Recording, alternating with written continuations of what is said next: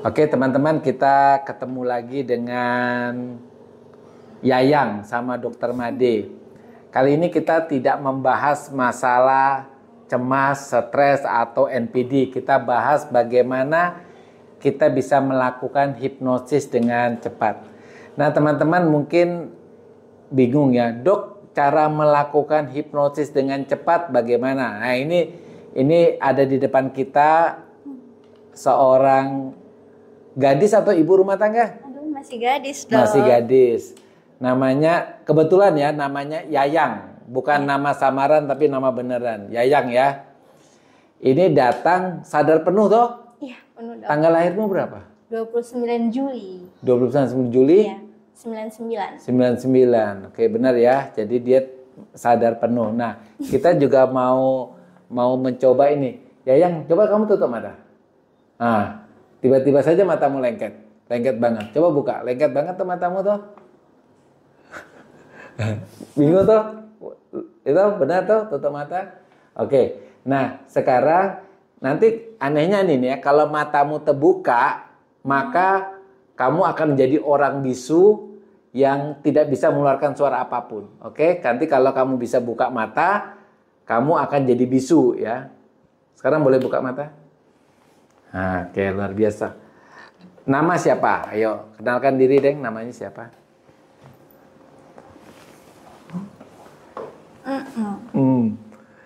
Kenapa? Nggak ada suara? Nggak ada suara ya? Oke deh, teman-teman kita jadikan dia bersuara. Ini kita kasih dia ini ya.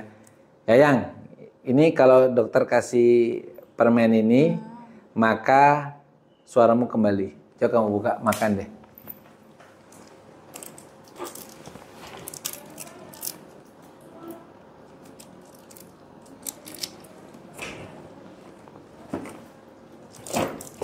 Oke, bisa bersuara toh? Iya. Oke. Nah, Yayang, kamu kan pernah pacaran toh? Bukan sekarang nggak punya pacar, tapi pernah pacaran toh? Ya, pernah. Oke. Ganteng pacarmu? Tidak. Tidak. Oke. Sekarang yang gini. Takut lihat hantu? Takut. Atau pemberani? Takutlah. Kayaknya yang berani kalau lihat hantu. Kalau hantu kuntilanak, kira-kira takut nggak? Takut kayaknya karena belum pernah ketemu sih. Oke, tapi tahu toh kuntilanak toh? Maksudnya tahu perempuan pasti ya? Iya, perempuan. Nah, sekarang bayangkan kalau kita berada di kuburan. Ini kuburan. Kuburan dan kuburan. Dan di sebelah kananmu duduk kuntilanak. Coba kamu perhatikan. Nah, benar toh? Nah, duduk kuntilanaknya kita ikat. Duduk berani saja. Duduk kuntilanaknya tuh diam. Kan ada dokter di sini. Duduk saja. Oke. Kenapa kamu? Takut? Katakan aja. Kuntilanaknya menghadap ke sana. Kita ikat dia. Takut atau tidak? Masih takut? Takut. Oke. Sekarang kuntilanaknya hilang. Oke, hilang. Hilang toh? Benar toh? Nggak ada lagi dia. Duduk lagi posisi normal. Duduk lagi di situ. Nggak ada dia. Yakin nggak ada, nggak usah takut. Oke. Sekarang Yayang, kita ada di kuburan ya. Tapi kuburan ini tenang. Cuma kamu sama dokter yang ada di kuburan. Tahu tuh kuburan tuh? Ini kuburan tuh? Ya. Kuburan tengah malam. Oke, baik. Nah, sekarang di sebelah kananmu itu adalah mantan pacarmu. Sekarang ada mantan pacarmu. Nah, bagaimana? Tidak kenapa-napa. Oke. Mantan ya? Iya. Siapa namanya? Siapa namanya? Tahu siapa namanya? Oke, sekarang kamu nggak bisa kemana-mana, pantatmu lengket dan mantan pacarmu itu lagi peluk kamu sekarang. Nah, lagi meluk. Bagaimana? Senang atau tidak? Nggak senang ya? Oke deh, dia pergi. Oke, dia pergi. Nah sekarang begini deh. Sekarang tiba-tiba namamu udah kita ganti aja deh. Namamu jadi Agus ya. Sekarang namamu Agus. Siapa namamu? Agus. Agus, oke. Nah, Agus, sekarang kamu tiba-tiba, kamu suku asli, Gus? Suku asli di mana? Bugis. Bugis ya, oke.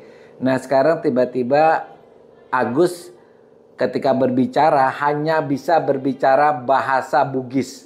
Oke? Dia hanya bisa berbicara bahasa Bugis. Siapa namamu? Ya Agus. Agus. Nah, coba kamu pakai bahasa Bugis. Aku tinggal di titik-titik semuanya. Perkenalkan diri tapi pakai bahasa Bugis. Aduh, saya tidak terlalu. Oh, oke. Dia nggak bisa bahasa Bugis. Oke. Oke, sekarang. Oke. Kamu takut sama kecoa? Ya, Takut ya? Kecoa yang warna apa kamu takuti? kecoa hitam. Kecoa hitam Yang besar. yang besar, Yang terbang. yang terbang. Jadi dia fobia sama kecoa ya? Oke. Tidak fobia tapi memang takut sih. Takut ya? Coba kamu perhatikan baik-baik ini ya. Baik-baik ini. Dokter ada pelihara kecoa, kecoanya besar banget. Tapi kecoanya ini, kamu tahu nggak lihat kecoa? Coba buka ini. Kecoanya cuma 1 ekor tapi besar. Buka aja. Tidak terbang. Tidak. Tapi kecoa itu bisa natap wajahmu loh. Bagaimana? Satu ekor, ya. Tapi dia lihat kamu, hati-hati. Nanti dia keluar dari itu. Nah, dia keluar. Oke. Kita kasih masuk lagi deh. Kita kasih masuk. Oke, kita kasih masuk, kita tutup. Nah, teman-teman, kenapa bisa terjadi itu? Karena dia tidak bisa membedakan mana ilusi, mana realita ya. Seperti lihat hantu gitu ya. Nah, sekarang kita berada di mana nih, Gus? Di kuburan. Masih di kuburan ya. Tapi Agus berani kalau di kuburan. Berani ya. Ada teman kan? Iya, di kuburan ya. Nah, kalau di kuburan ini tiba-tiba kamu lihat aja ada kayak ini. Tiba-tiba di kuburan tuh kayak ada suara-suara yang aneh gitu ya. Nah, nanti kamu lihat ada HP yang bisa terbang. HP-nya bisa terbang gitu ya. Nih HP-nya bisa terbang. Nih ada HP bisa terbang. Tapi nggak ada yang pegang. Ini HP bisa terbang. Nih. Kayak aneh tuh. HP-nya bisa terbang. Ya. Tapi semakin kamu perhatikan kayak wujudnya kayak kepala manusia bisa terbang. Ini benar. Oke. Kepala manusia bisa terbang. Benar. Kepala manusia bisa terbang. Benar-benar. Nah, tiba-tiba mata yang ada di yang kepala terbang ini matanya melototi ke kamu. Benar. Takut? Oke, sekarang dia kembali lagi. Dia kembali jauh situ. Oke. Nah, sekarang kita ada berdua di sini. Di kuburan ini. Duduk lagi. Oke. Masih di kuburan kita? Masih ya. Nah, sekarang kamu tutup mata. Oke, tutup mata. Nah, ketika kamu buka mata, kita ada di sungai di Kota Palu. Oke, kita ada sungai di Kota Palu. Kita ada di jembatan Palu 2. Oke, buka matanya. Ada di mana kita? Di jembatan. Jembatan sungai. Lihat sungai di bawah. Ya. Tiba-tiba kamu lihat buaya nampak di bawah itu. Nah, lihat buaya. Tapi kan dia jauh di bawah toh. Nah, kamu termasuk orang yang berani lihat buaya nggak? Berani ya. Kalau jauh berani ya. Yang penting jangan dekat ya. Nah sekarang namanya masih Agus toh. Nah Agus sekarang bayangkan kamu duduk itu kursinya lengket banget dengan pantatmu sehingga kamu nggak bisa berdiri. Nah coba kamu berdiri deh.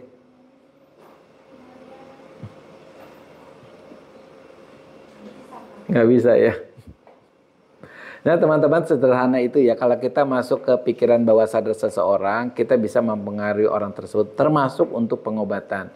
Jadi ketika kita misalnya berhadapan dengan pasangan yang hidup yang NPD gitu ya, tetapi kalau kita bisa melakukan hipnotis kepada pasangan kita, maka kita bisa mempengaruhi orang yang tadinya mungkin tidak cinta jadi cinta ya, yang tadinya empatinya nggak ada jadi timbul empati. Karena kalau pikirannya kita masuki terus-menerus, maka dia akan sesuai dengan apa yang kita buat. Walaupun tidak sesederhana itu.